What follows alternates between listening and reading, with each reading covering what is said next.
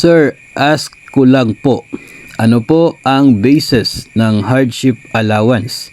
Ako po ay nagtuturo sa Central School, but ang residence ko po ay nasa coastal town ng Ibayong Bayan.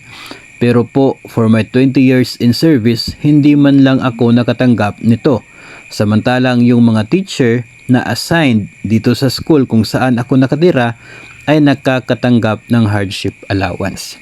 Okay, ang hardship allowance, maliban po doon sa pure multigrade school at doon yung mga ALS implementers, ALS teachers, binibigay po ito doon sa tinatawag na hardship post.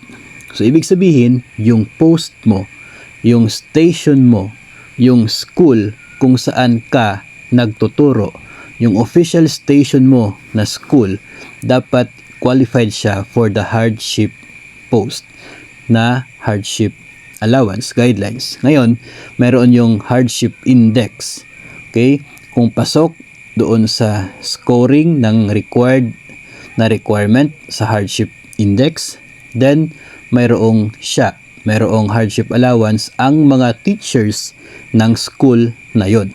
Sa case na ito, it's not your residence na siya pong nandun sa Ibayong Bayan na na isang coastal town. Hindi yung residence mo yung basis ng hardship, kundi yung paaralan kung saan ka nagtuturo. Yung post mo, hardship post, yung official station mo. So yung Central School kung saan ka nagtuturo for 20 years, kung hindi ka nabigyan ng hardship allowance, it means na yung paaralan na yun na Central School ay hindi pumasok sa guidelines ng hardship post. Siguro ay hindi ganon kahirap yung sitwasyon. Kaya yung kanyang hardship index ay mababa. Mababa yung score ng pagiging mahirap sa lugar na yon, sa paaralan na yon na Central School. Yung residence mo na siyang isang coastal town sa Ibayong Bayan ay nandoon. Yung paaralan na yon na nandoon sa residence mo, yun ang mayroong tinatawag na hardship post. Sila yung pasado sa score na kinakailangan para makatanggap ng hardship allowance. Kaya yung mga guro na nagtuturo doon sa paaralan kung saan ka nanggaling, doon sa residence mo, sila yung nakakatanggap ng hardship allowance.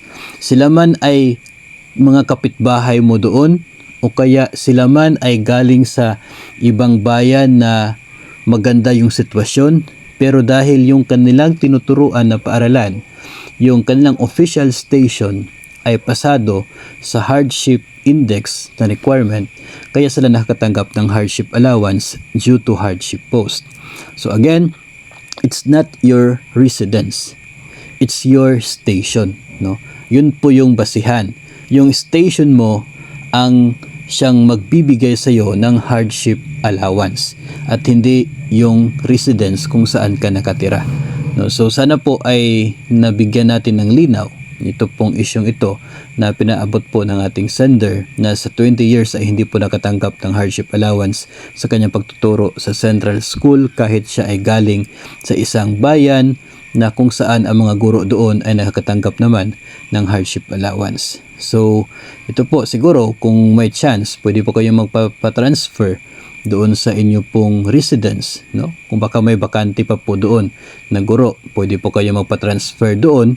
Tapos kapag nandun na po kayo at mananatili pong eligible sa hardship post na allowance, hardship index, hardship allowance, itong mga guro doon, still mahirap yung sitwasyon sa paaralan na yon, then makakatanggap ka na ng hardship allowance kung nandoon na yung inyong official station. So, yun po yung ating sagot. Sana po ay mayroon kayong napulot na impormasyon.